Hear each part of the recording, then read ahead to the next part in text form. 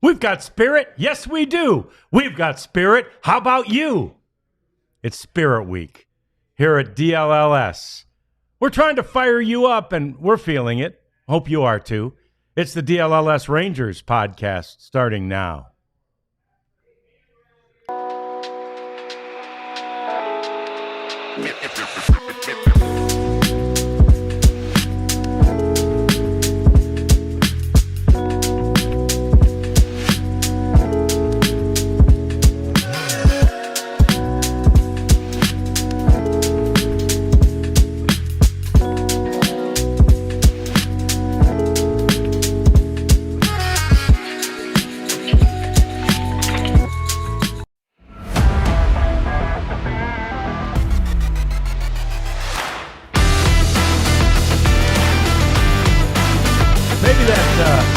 Upward trend contributes to our spiritedness right now. Mista says it feels like summer, and it does. It feels like the boys of summer are finally playing like the boys of summer as we welcome you into the DLLS Sports Studios. It's the DLLS Rangers podcast. John Radigan here, Jeff Wilson there, and it is Spirit Week here at DLLS. We're happy to be a part of it. Today is the day when it is our chance to show off our favorite DLLS merch. And it's interesting, Jeff. We did not compare notes. Yeah. But we both have a similarly, design shirt. Well, being fully transparent here, my favorite shirt's in the wash. Is it really? Okay. Yeah, the Texas Chew or the Die Hard. I can't choose between the two, but I like this one. This is actually a Cowboys shirt, not a Rangers shirt. This is the Cowboys DLS flag shirt, and it was clean. John, I know you got the wings flag shirt. I got the wings, and again, my thought is this one represents our group so well with the flag visible. People can see what this is all about for a long way coming. So anyway, today's favorite T-shirt day. Tomorrow's fun. It's Mystery Guest Day, and I've arranged a mystery guest for Jeff. Ooh. Musical chair show on Wednesday, which means Jeff will be on Mavs. I'll be on Cowboys, so that's going to be wild and fun. And then Big Brothers, Big Sisters Day on Thursday. And along the lines of the Big Brothers and Big Sisters, we want you to know that all this week, we're teaming with Big Brothers and Big Sisters of America. In fact, we've joined forces with them. It's an incredible group that creates life-changing mentorship for kids across the country. We have a goal this week, our Spirit Week, of $10,000, and we'd like to smash right through that. You can help, please.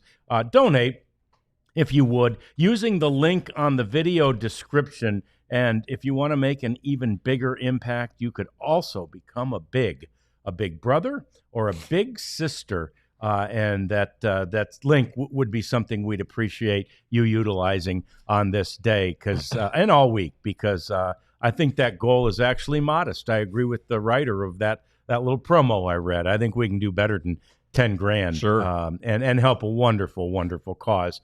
So yeah, it feels like summer. Mista, I agree with you, and maybe that's because there's a little joy in Mudville, Jeff. I mean, we can feel good about the way the Rangers are not only achieving or succeeding or the results, but actually the method of achieving those results. Yeah, they're playing baseball. You look at, I know they only scored 2 runs yesterday, but one of the runs, the difference maker was on a sacrifice fly.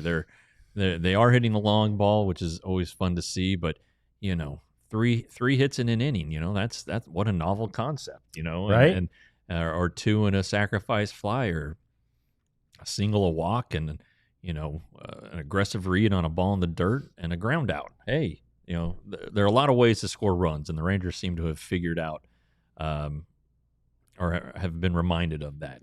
And maybe that's Brett Boone, maybe that's Bruce Bochy. Whatever it is, you're definitely seeing it. I think hitters are using all fields better. So the offense is doing something. The starting pitching has remained very, very good. I know there's some concerns that I've seen that Malley was losing it. Well, we now kind of have a explanation as to why, and that maybe the pitching is going to regress. It was always going to regress. I still think it's going to regress. But even if it regresses, let's say, half a run. You know what? It's still going to be one of the best rotations in baseball, and the bullpen keeps figuring out a way to get it done. So, and the good news is help is on the way. Yeah, there's no doubt about that, and that we're going to get into more of that in the timetable of things like that.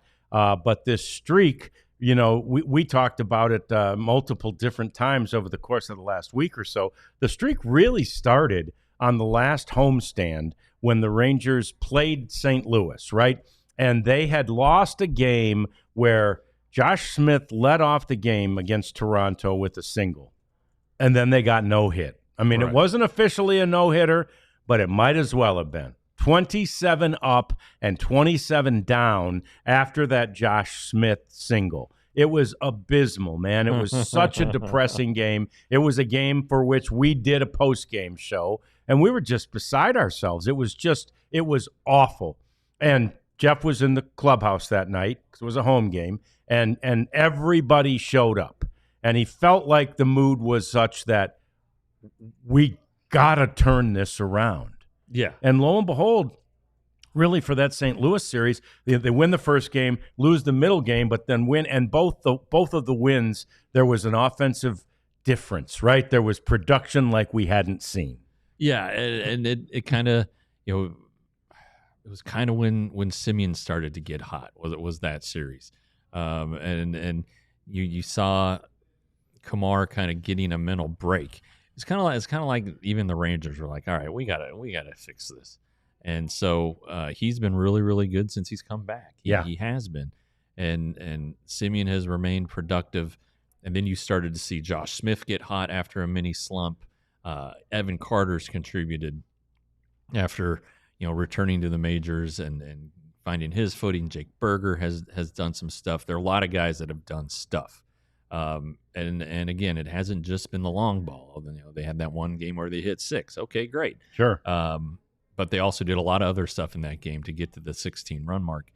This weekend, not a huge offensive display, but enough to get the job done because the pitching was so good. It's just like you said, you've heard complementary football where the defense helps the offense. Sure. And all special teams contributes. Well, kind of look at it that way.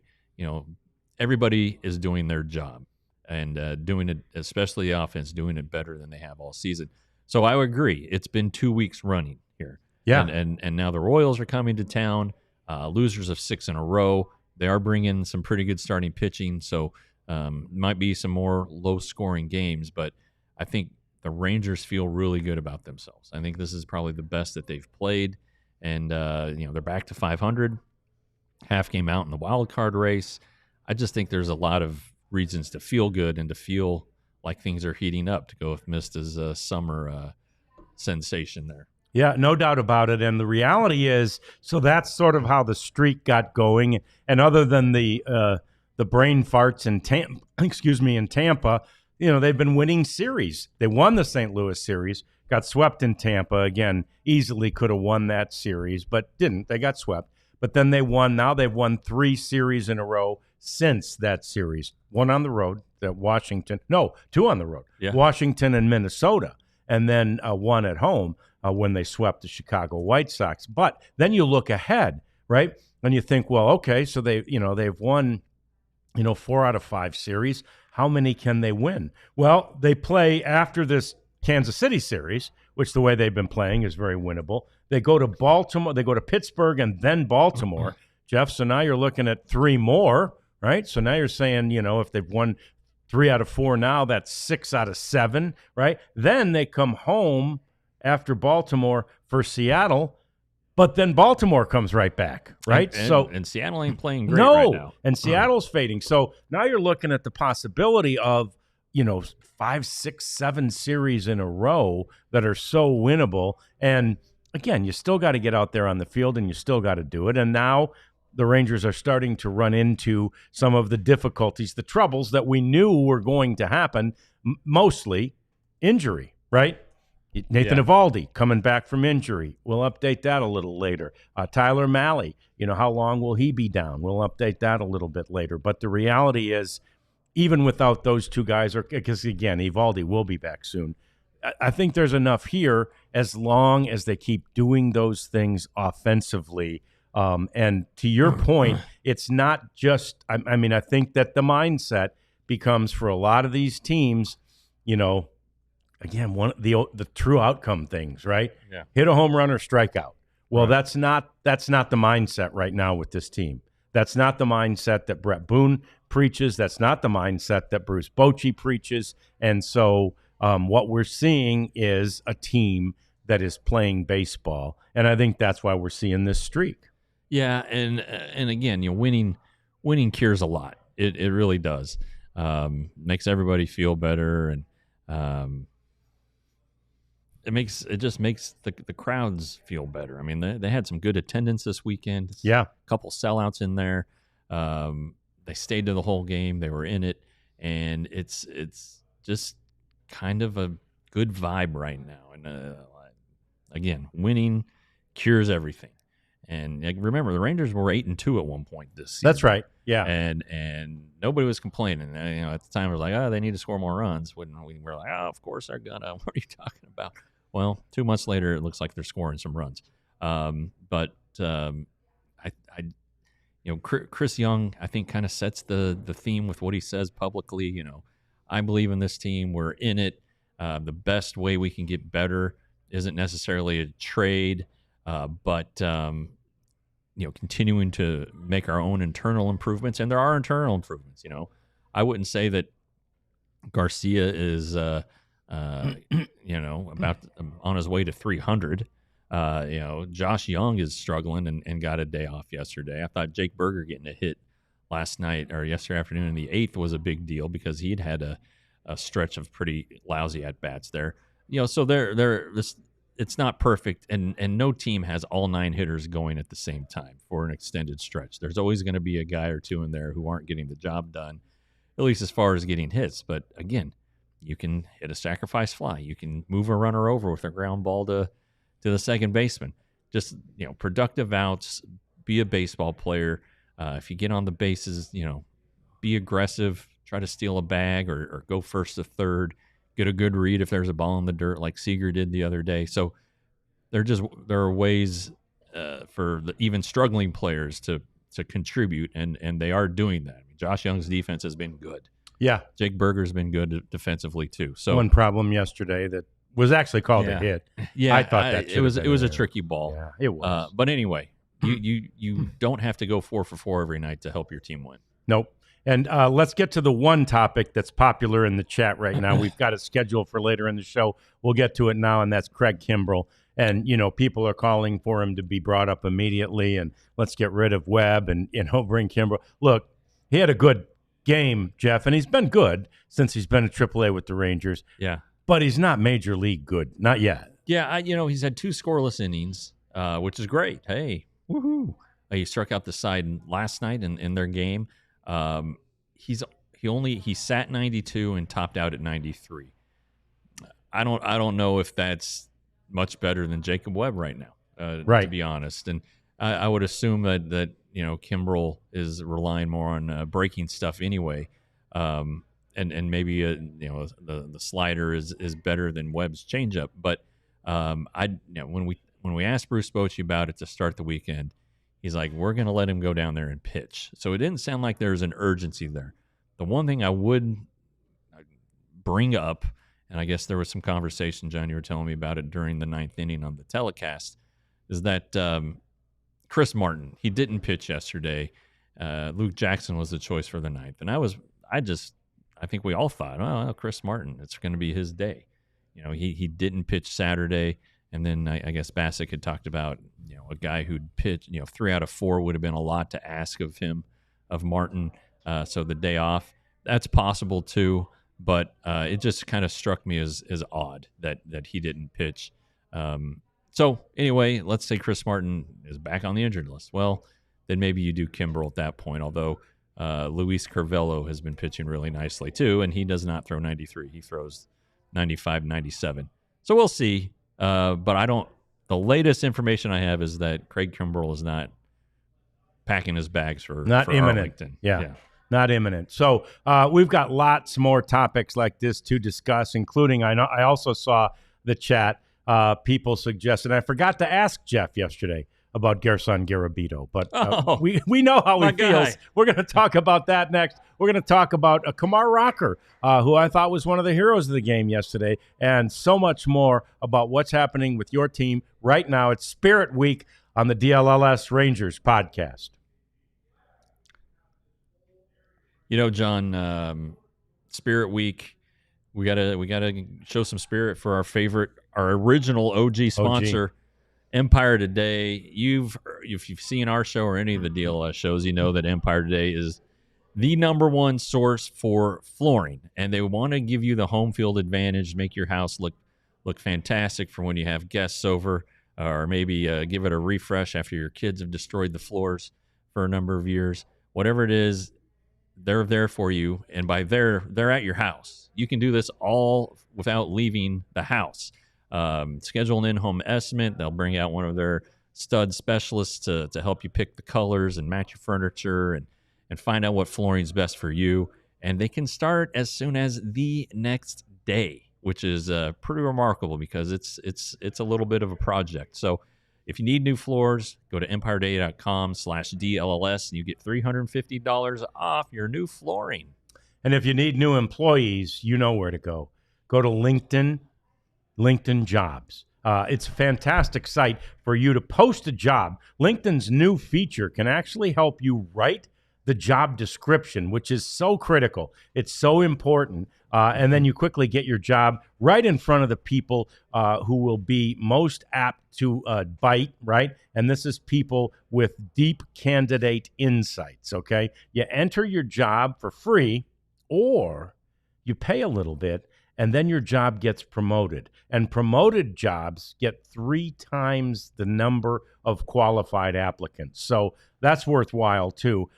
Based on LinkedIn data, 72% of small businesses using LinkedIn say that LinkedIn helps them find the right high-quality candidates. So we encourage you to do the same thing. Post your job for free at linkedin.com/Rangers, linkedin.com/Rangers. All right, so let's get to Gerson Garabito for, I'm going to say, a month, maybe not that long. Jeff's been saying, yeah, they're going to need roster spots, and Gerson Garabito's still inexplicably on the 40-man. No more, Jeff. He's headed to Korea. I've been saying it since he made his MLB debut last year Have in you May. really? Okay. Yeah, all right. This guy, nice story, nice find, and great job by the scouting department to find a guy who gave him some innings last year and even a little bit this year. But he's not been very good, and it's just, I just thought that, I know he has options. And young pitchers with options are always attractive to other teams, but I think they would be okay without. I think Gerson Garabito would have made it through waivers. As it is, he asked for his release so he could go pursue an opportunity in Korea. So I don't know how to say anything in Korea, but buena suerte, Mr. Garabito. I hope you have a successful and long run in the KBO. And I liked him. He was a good guy. No personal animosity here, but just the fact that he continued to take a 40-man spot boggled me. It boggled my mind. They got rid of they got rid of Owen White over Gerson Garabito. Yeah. And Jonathan Ornelas over Yeah. Gerson Garabito. And that one didn't make a lot of sense to me. But Even Dane Dunning. I mean, Yeah. he keeps. Yeah. Well, Yeah. actually, he's not. He's been with the club, but he's not back on the 40. But I mean, they could have kept him on the 40. Right, Got exactly, rid of where they could Gerson use him back and Garabito. forth. Yeah. All right. Anyway, And so there's a spot right now. Then there is right? an opening which Greg theoretically. Kimbrell could take. So could Dane Dunning, though. At the moment, So could Dane Dunning, who's been with the club. And to Mista's question about the starters for the Royal Series, Leiter is starting Tuesday, and then they aren't sure which day Corbin is going to start. It'll be either Wednesday or Thursday, which would indicate that they need another starter. So that's where maybe Dunning comes into Right. play here. But I think that if you're I don't think they want to do a bullpen game because you're at the start of a 9-game stretch here without a day off. That's pretty tough. So I don't know how they'll go about it. But yeah, you could add Dunning because there's a 40-man spot open. And, just because it's open doesn't mean you have to fill it. No, that's right. And the Rangers are going to have to fill one eventually here in about 3 weeks for Cody Bradford. Josh Spores will be right behind him, and then John Gray at the end of the month. So end of July, not this month. So there's 3 40-man spots that have to be created as they come off the 60. So we'll see what happens with that spot. But I mean, I think if they would add Dane, they would probably quickly remove Dane. Right. And their security blanket there is that he is making $2.66 million. So he won't this get year. claimed. So they don't think he'll get claimed, although now he's probably down to you're about halfway through the season. So, he's 1-3, yeah. It's probably about 1.5 right now. Yeah. So maybe somebody would want to pick that up. I mean, if you need a starter for a while, because he has been better, to CJ's point, at AAA. He had his second child, and there's a little turbulence that comes with that, but he seems to have found his footing. And so anyway, yeah, there is an open spot. I don't think it's going to go to Kimbrel right this second. All right, let's talk a little bit about Kumar Rocker yesterday's performance. We talked about him obviously a lot yesterday, but one of the things I noticed and saw as I was doing a look back was the pitch mix, Jeff.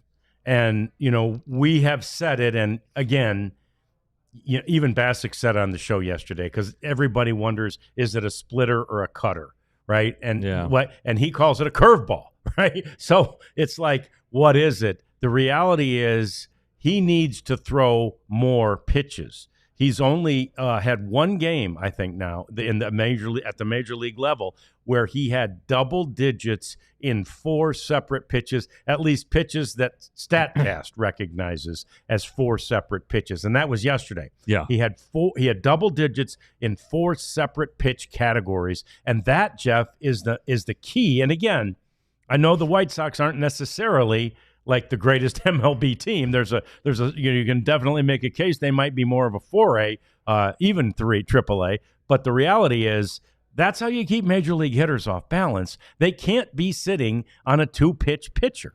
Yeah. And okay. So four-seamer. All right. He does throw a sinker on occasion. What he calls a curveball has slider characteristics. So now he's throwing what is like a cutter, but he said is a slider. So it's a little bit harder. I mean, it's not a little harder. It's pretty significantly harder than his curveball. So that's why people are thinking it was a cutter, but he's going to call it a slider. So I'm just throwing that one is great. So and that's part of the maturing process. You can see. You don't see a lot of 2-pitch pitchers, starting pitchers.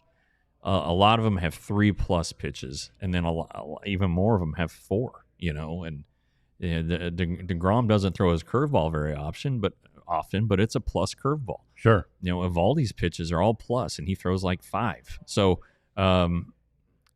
it's something that he has to do and has to realize, has to give these hitters a different look.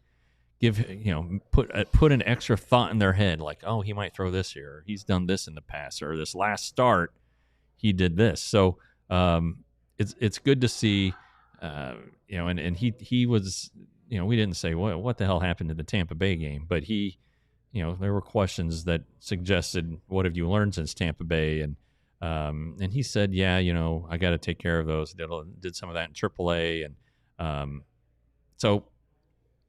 Yeah, there's a building block there, but again, I'm always going to be a little cautious. Hey, he had 5 scoreless innings against the White Sox. Okay, yeah, let's see 5 scoreless innings against the, or 6 Seattle. 6 scoreless, or 2 runs and 6 against Seattle. Yeah, because Pittsburgh right now isn't much more of a test, right, than Chicago. A little more. Baltimore is a little bit more of a test than Chicago. But anyway, let's see it against Seattle or someone of that ilk.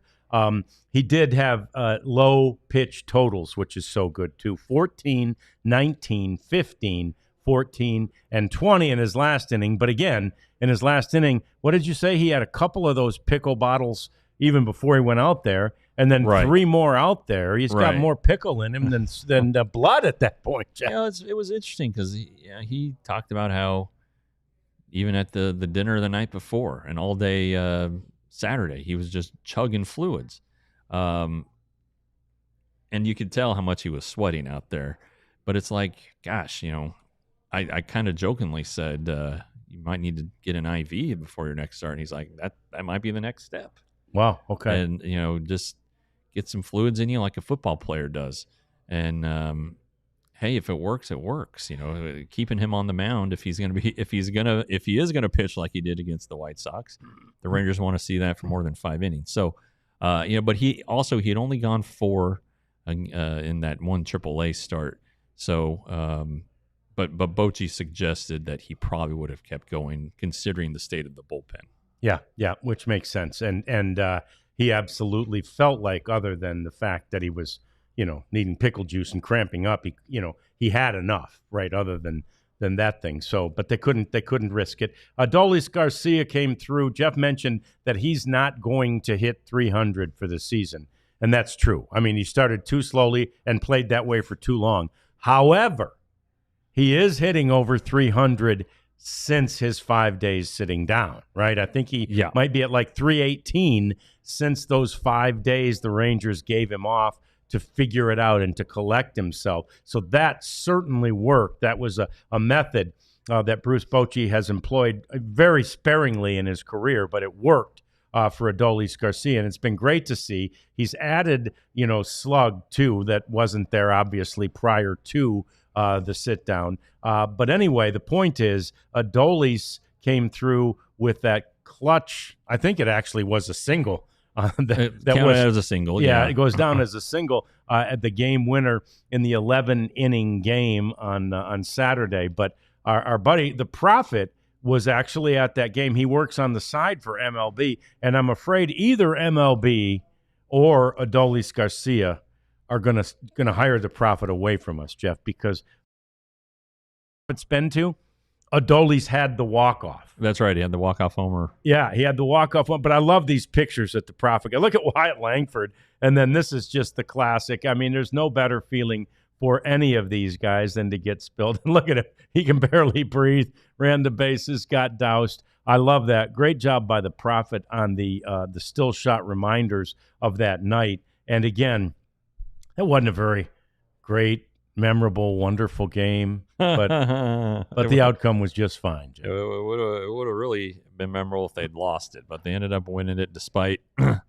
the dreadful numbers of runners in scoring position and just all the opportunities that they were given by the White Sox, and they finally did take advantage of them. So that was good. But Adolis in his last 7 is batting 321. 321 in his last 7 games with 1 homer, 7 RBIs, 3 walks. A lot of those 9 hits and 28 at-bats, maybe not a lot, but in my mind, I think 3 have been to right field, which is a good indication, and they've been doubles. So he's using all fields. I thought he had a good walk last night or yesterday afternoon. They tried to pitch him away with a slider, and he actually laid off a high fastballs and a slider that was off the plate while ahead in the count. Usually he just is, you get Adolis Garcia up 3-0 or 3-1 in the count, or even 2-0, and he is taking a hack wherever that pitch is. So I thought that was as impressive as one of his opposite field hits. It absolutely was. It's great to see him, becoming that selective guy again. It's not like he's never been that, but that's his, that's sort of his anthrax, and that was what was absolutely troubling him before they finally had to sit him down. He was swinging at that, pitch just outside the zone almost every time. They knew that's where they could throw it, and he'd chase it, and he chased so many of them. But the chase rate way down. Adolis way better right now than he had been previously. I want to talk about a couple of more streaks. The Rangers have an extra base hitting streak. They have some walk streaks that are very interesting, and Marcus Simeon's streaking as well. That's coming up, and there's lots more to talk about. We kind of do a Rangers cleanup segment. That's good. Next on the DLLS Rangers podcast. Frosty's still with us. Our good friends at Wendy's are back for another week of helping out our shows with their new Frosty Fusions. And they're good. And this one's kind of almost shaky because it's been out. It's been feeling the summer heat. Mine's leaking. It's been feeling the summer heat that Miss has been talking about. Mine's leaking, but it's so good. That is the Oreo one because I'm a big Oreo guy. But the Wendy's Frosty Shop, it's their new take on the old favorite, the Frosty. You can still get the old favorite, but you can get these new kick-ass flavors like brownie batter and the caramel crunch, the Pop-Tart strawberry, the Oreo brownie batter. They're really, really good. I mean, and God knows, John and I have tried them all. Anyway, whatever flavor you're craving, odds are we've got a Frosty for it. So clock in for a sweet treat anytime, including midnight or later at participating U.S. Wendy's. Hours may vary by location. All right, so game time, and Nicole got the email out to me today. I appreciate her getting it here just in time. You know who's coming to town. Of course, the Rangers and Royals are always there on game time. Pick your seat from the map of Globe Life Field. They're fantastic, and they're wonderful, and they have lower fees than everybody else. But here's some of the acts that are coming to town. Oh, Luke Bryan. Oh. Yeah. Luke Bryan's coming to Dos Equis this Friday. I don't know Trey's work, but Trey Songs, that's with a Z, of course. Oh, yeah. Trey Songs. Trey's coming to the Toyota Music Factory. That also is this weekend, Saturday. And this one, these guys I do know. Coming to the Bass Hall this Friday. The OJs, Jeff. The OJs? Yeah. Oh, wow. Who knew they were still touring, but the OJs are coming. And then the one I wanted to show you was, here it is, Peach Pit. Peach Pit comes tomorrow. Peach Pit. Peach Pit at the South Side Ballroom tomorrow. Couple of young-looking fellas. So anyway, Peach Pit, go see them. Anyway, we love game time. We hope you will, too.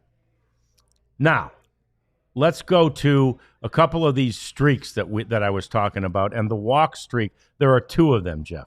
One of the walk streaks is pretty significant in that it involves one Corey Seager, who has walked in 10 straight games.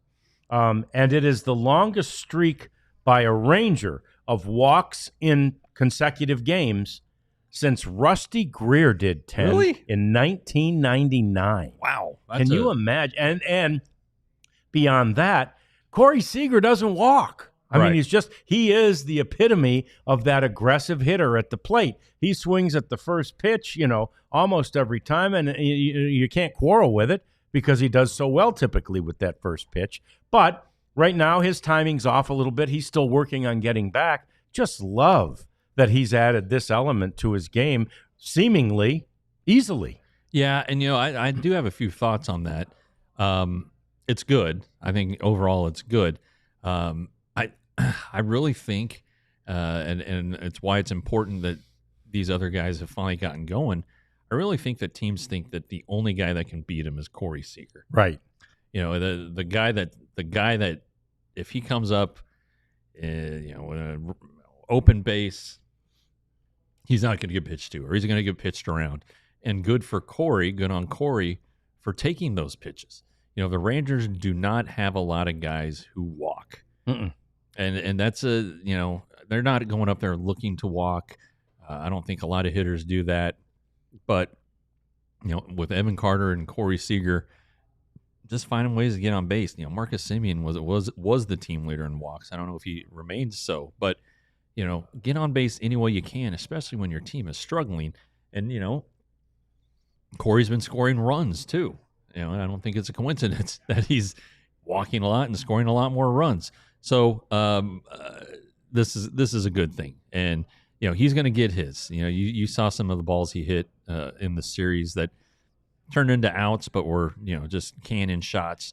He had one the double, I believe, Friday or Saturday that was just a laser to right field. So the guy still got it, but this walking is a very nice surprise. And wasn't it yesterday? Was it yesterday that he scored on that ball in the dirt? Was that Saturday? That was Saturday. Saturday, yeah. whichever. Yeah.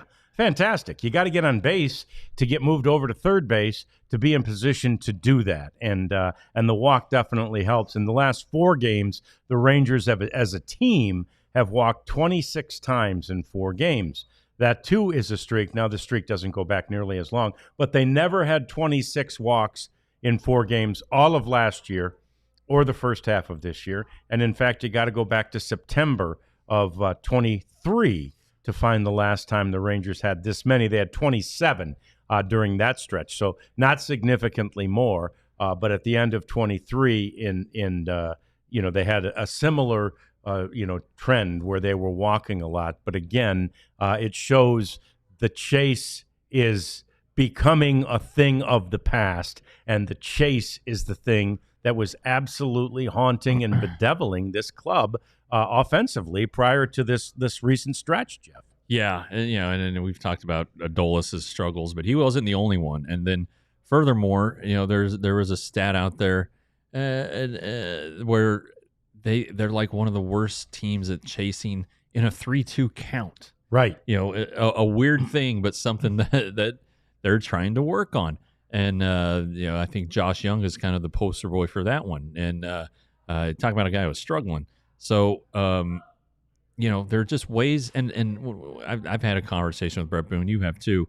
And he told last time I talked to him, he told me, you're not going to take a 50 walk guy a year and make him a 100 walk guy. Right. But if you make him a 60 walk guy, that's 10 fewer outs and 10 extra base runners. And if you have a guy who strikes out 130 times a year and you get that trimmed to 120, well, that's 10 more balls put into play. Or maybe that's a couple walks and a couple hits. There are just little ways to do it. You're not gonna change who a hitter is, especially not in season, and likely not ever. But if you can just make little incremental changes, it's going to have a big effect over the course of a season.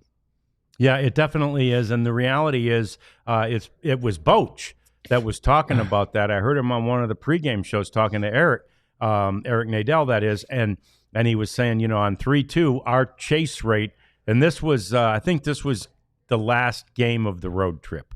So this was the last game in Minnesota, and we were watching it closely, and Dlls in particular in that game had 2 instances where he was at 3-2 and didn't chase. I think one of them for sure he walked, and I think the other one he put the bat on the ball, put it in play at least, but didn't chase. And so in any event, it's something they're cognizant of, and it's something that they're working on, and those kinds of things, right? That's where the analytics and all that really do help, right? They come into play. Oh, dang, sure. I didn't know about this. I mean, Boch was like somewhat surprised, like, man, we're last in chase rate on 3-2 pitch. Well, we got to stop that, and then you focus on it and you concentrate on it. Yeah, and those are things you can fix. You can put it in their heads and say, hey, this is what we're doing. This is what you're doing, and the other team knows it. Yep. The other team's not going to may not. Now let's say certain batters, you may not see a striking 3-2 because they know you are going to chase it. Sure. So, absolutely. There you go. That's just a little improvement. Part of this uptick. Yeah. All these things are, or it's still a place where they feel like they can grow and get better, which in turn will continue the upward trend. So it's not like they're not working. It's not like they aren't finding things that are wrong. Yeah. And some of them are glaring. Like Josh Young has been in a slump for I don't know, the last 15 to 20 games. Yeah. Jonah Heim is slumping right now. Wyatt Langford looks like he's coming out of it, but still probably not to the level that the Rangers would like him to. And Jake Berger, like I mentioned, he had that nice hit yesterday that I think really helped. But they've struggled with guys with runners in scoring position. Simeon, kind of being the exception. So there are areas where they can always improve. And again, I know maybe people are getting tired of hearing it, but the adage, these guys will be what they are in the back of their baseball cards at the end of the year, and Bruce Bochy believes that, and it's a long year. The Rangers have played 72 games, so you know what? They've got 90 to go. 90 left. More than half of the season remaining. Yep. To get this thing turned around completely. And again, they've won 4 in a row. What, seven of 8, or is it 8 of 9? I think it's 7 of 8. Yep. It is going the right way. Yep. Hey, they're not playing the best teams out there right now. That's not their fault. Nope. Take advantage of it. Take advantage of it. Yep. And get healthy. Get healthy against these teams, and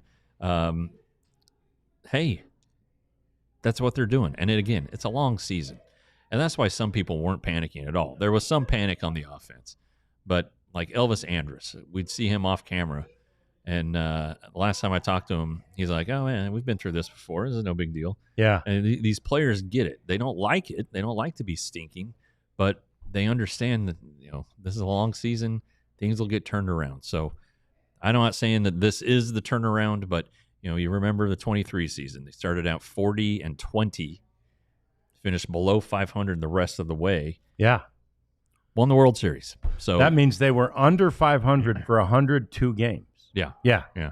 Under 500 over the course of 102 games, and they won the World Series. So, speaking of streaks, Marcus Semien is on an 8-game hitting streak.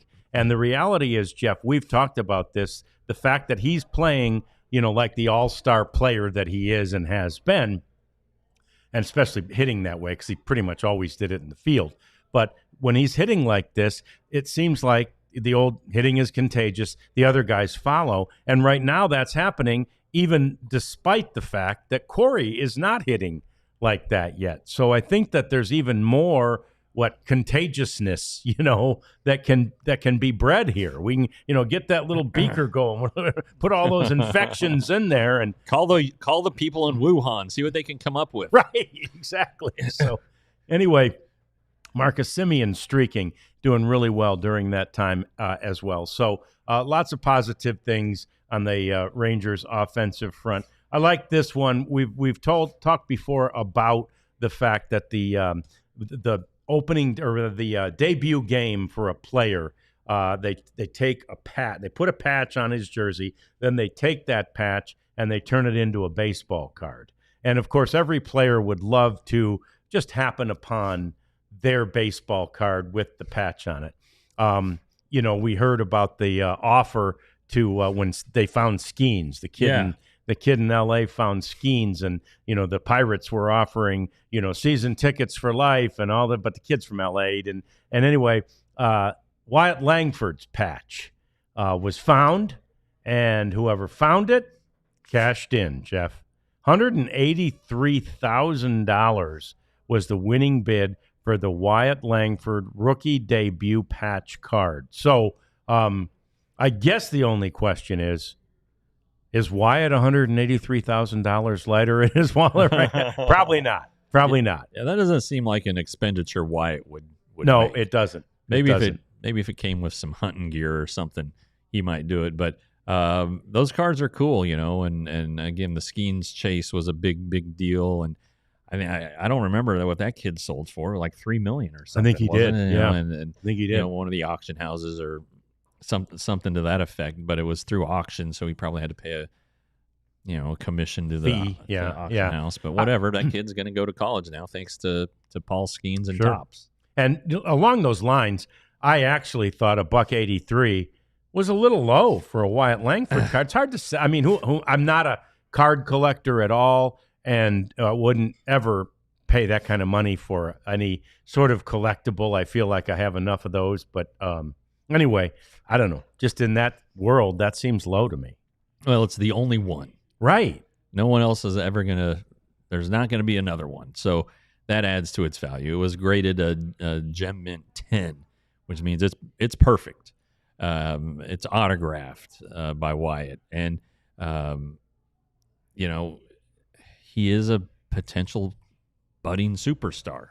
That's the whole thing. It's probably not going on somebody's shelf. It's probably going into a vault, and they're waiting for it to mature, Right. for him to become Right. an all-star, a multiple-time all-star, and then they can sell it. So I would love to hit a card like that, a one-of-one of a superstar. Shoot, I'd do cartwheels, but yeah, I would sell the son of a bitch as soon as I got my hands on it. I'm not sure. Again, if it was Wyatt Langford's, I'm not sure I would either. I don't know how long I'm going to live, but I think I'd put that thing I'd put it in the vault and wait until if he has the career we think he's going to have, it's going to be worth a lot more than $183,000. And to your point, whoever bought it is probably thinking exactly that. $183,000 is a drop in the bucket compared to what I'm going to get down the road. So anyway, that's a little Rangers cleanup segment. Next up, it's our batting cleanup segment. And man, there's a lot to get to, including a huge, huge trade in Major League Baseball. That's coming up next on the DLLS Rangers podcast. How about let's start with our diehard offer. Again, the Queen told us the other day, if you become a diehard, all you got to do is scan the QR code that we show on the screen, and you will get, you'll find a $4 a month diehard offer. Now, I don't know if that's still there, but even if it's not, $79.99, Jeff, is not bad at all. You get so much content, so many opportunities if you get this diehard subscription. The main thing is the content that we have from some of the best writers around, Cowboys, Stars, Mavs, and, of course, Rangers with Jeff's writing. It's the greatest. Plus, you get 20% off merchandise. Right now, there's also the 30% off. Not sure if you can piggyback those or double those up. I'm not sure. But right now, you got 30% off for Spirit Week as well. And then 20% off events. And we told you a Cowboys trip to Las Vegas is coming up. So scan the QR code and become a diehard today. Yeah, like John said, we're having a flash one-day Spirit Week sale today, happening right now, 30% off of most items. And yes, every Ranger shirt is 30% off. There's 8 of them to choose from. Well, really 7. One of them's kind of a DLS shirt that has the letter S in the Ranger script. The DLS. Yeah. Anyway. These are sweet, man, and I own 15 shirts from ALLCITY, from store.allcitynetwork.com. Even my son has one. So go ahead, go there. Sweatshirts, pretty good. Hats are coming, not in time for this sale, of course, but man, they're just good, and it shows that you're a smart fan, because obviously you've been educated by us. And then, it's a very unique way. You can't get these anywhere else to show your spirit for your favorite team. And you make a good point about when you brought up one of your favorites being the Texas Chew. Yeah. Well, that's one of my favorites, too. And I'm like, when you said that, I'm like, where the hell's mine? My son stole it. I forgot about that. I'm going over there this weekend. I got to rummage through his damn closet, see if I can steal it back. But or I'll just buy a new one. I do like the Texas Chew one, and I almost wore the Hello Win Column one today too, because that really is one of my. We helped kind of inspire that shirt, so that's one of my favorites as well.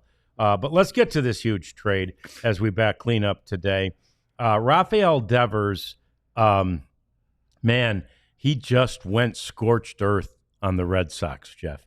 And I was talking to John Anderson, who's our Cowboys producer, but he's from Boston, used to produce a radio show in Boston. I was like, what's sports talk radio like in Boston today? He said, I'm just glad I'm not working there. I mean, they have got to be so angry at the Red Sox, so angry at Devers. And look, there's plenty of blame to go around here. Red Sox bring in, of course, as you all know, they bring in Alex Bregman in the offseason, ask Devers to move off third base. He says, I'm not moving off third base. They finally say, yes, you are moving off third base. Suddenly they have injuries, and instead of being the DH, they need him to play a position, first base.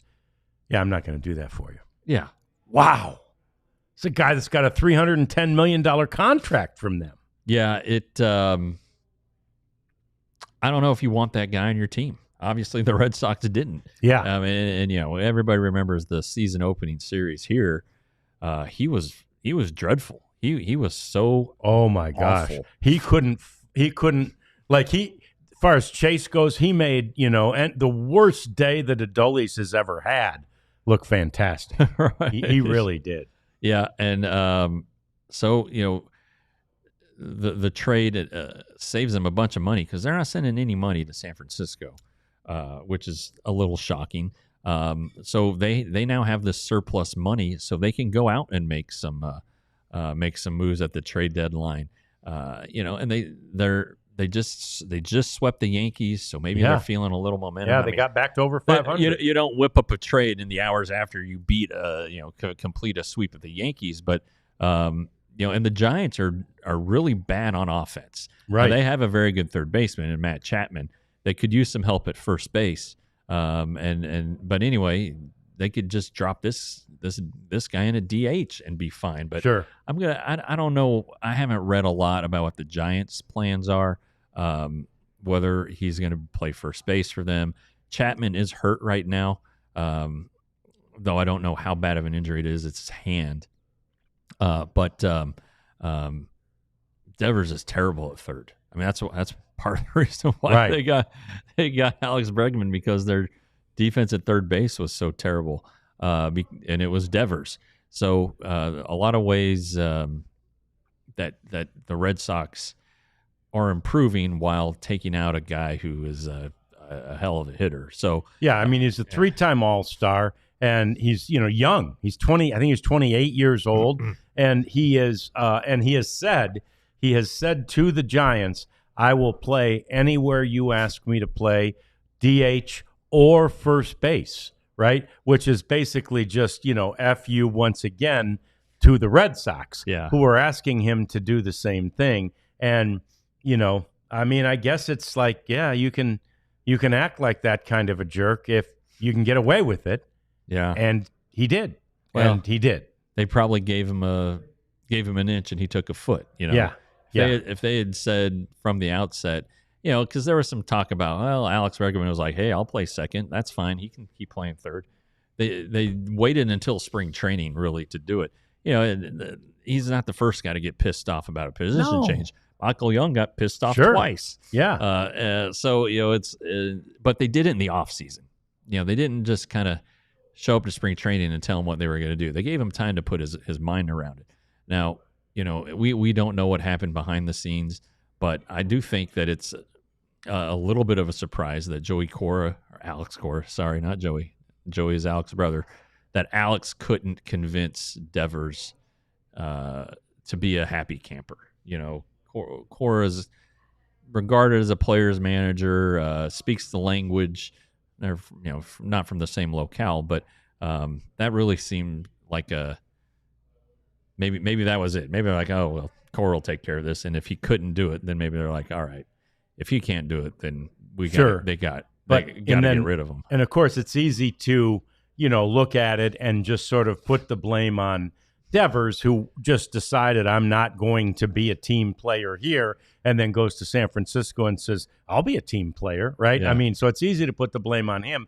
But where Red Sox fans have to just be beside themselves is that in the last, is it 3 years or 3, I think, they've traded away Mookie Betts and Rafael Devers. One of the reasons they signed Devers to the big deal was because they had screwed up so bad. And I know it was different management teams, but they had screwed up so badly trading Mookie Betts away. And then they're like, we better sign Devers. And they do. And now they trade him away. Yeah. Well, and this will come back to the Rangers. Chris Young doesn't sign guys that have a reputation as being bad teammates. Sure. The Rangers probably would have done the same thing. You know, I think the Red Sox and the Giants play this weekend. So do they really? So that'll be interesting. Oh, that's good. But it was a stunner. It was right after our show ended. I was walking to the parking lot. And I was getting all these notifications. Yeah, that was a big one. Caught a lot of people by surprise. It really did, and so it'll be interesting to see how Devers does there. But you feel, especially this weekend, if they're playing the Red Sox, you feel like he's going to be one highly motivated individual. So no doubt that's going to be interesting to see. Meantime, tonight, Shohei Ohtani makes his pitching debut for the Los Angeles Dodgers. Jeff, this is one of the reasons they paid him all the money that they paid him. And here it is. He's finally making his debut as a pitcher. Right, and it's only going to be an inning, maybe two. I know I saw BC in there flexing his muscles. And, this is a really interesting rehab. Of course, he's a one-of-a-kind player. Obviously, you don't want to lose his bat. And you can't really plan a guy's throwing schedule around the team's off days because they may go 10 or 12 games without an off day. So, and I haven't looked at the Dodgers schedule, but I know they played yesterday and they're playing tonight. So, maybe they are in a spot where they don't have a lot of off days and they don't want to take the bat out of the lineup. So they're like, nah, all right, what we've seen in live batting practice looks pretty good. Just going in there and pitch an inning. And, he is going to start the game. He's going to be the opener. He's not coming in the eighth. So they're giving him the proper routine and time to warm up and act like it's a normal start.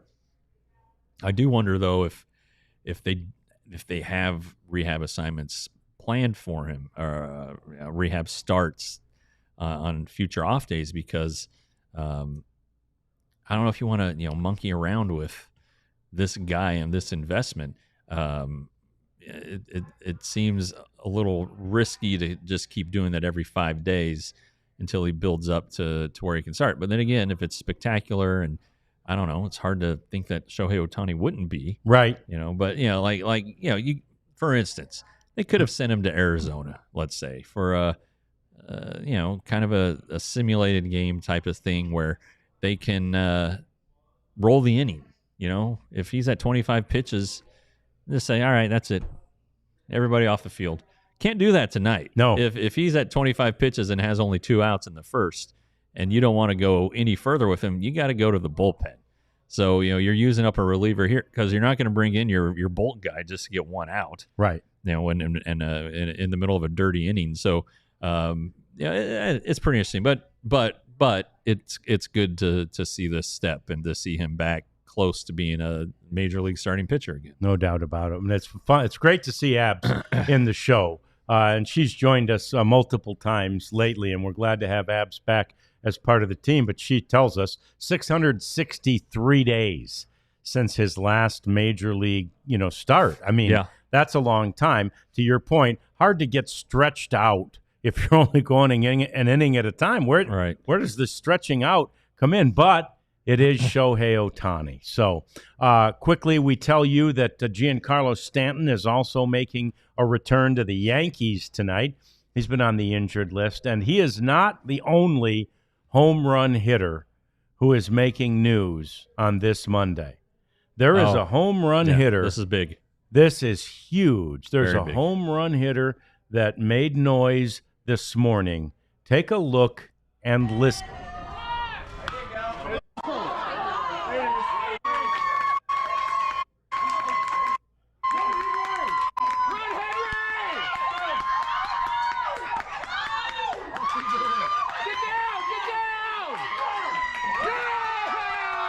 Henry Wilson, ladies and gentlemen. right. Look at the mob, Jeff. And look at the speed around the bases. Yeah, he didn't get that from us. No. Not from me. No. Maybe my wife, but it was a good deal. He'd been struggling a little bit here lately.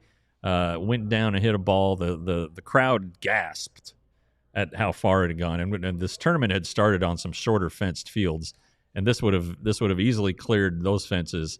As it was, it hit the fence out at the 300-foot marker, and Henry motored around. It was a game-changing play. They were down 3-2, and they ended up winning 9-5.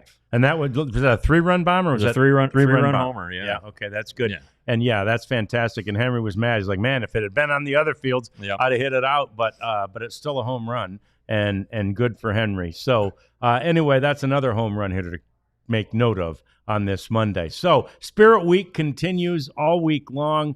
As we mentioned, this is our favorite shirt day, but coming up tomorrow, we've got our mystery guest day, and that's going to be fun. As I will, I'm told I'll be playing 20 questions with Jeff at some point to see if he can guess who the mystery guest is. We'll have musical chairs day on Wednesday, and we continue to ask you to support Big Brothers and Big Sisters. Their day is Thursday, but you can donate and help us help them. And I know you'll feel very good about doing that if you do. So anyway, yeah, go fighting diehards. It's Spirit Week. And we appreciate each and every one of you. We're back tomorrow at 1 o'clock with that mystery guest. And we'll be getting you ready for the 3-game series at home against the Kansas City Royals. So thanks for joining us today on this edition of the DLLS Rangers podcast. Lots more Rangers chatting and analysis and fun coming up later on in Spirit Week. We'll see you then on the DLLS Rangers podcast. We all silly like the mayor.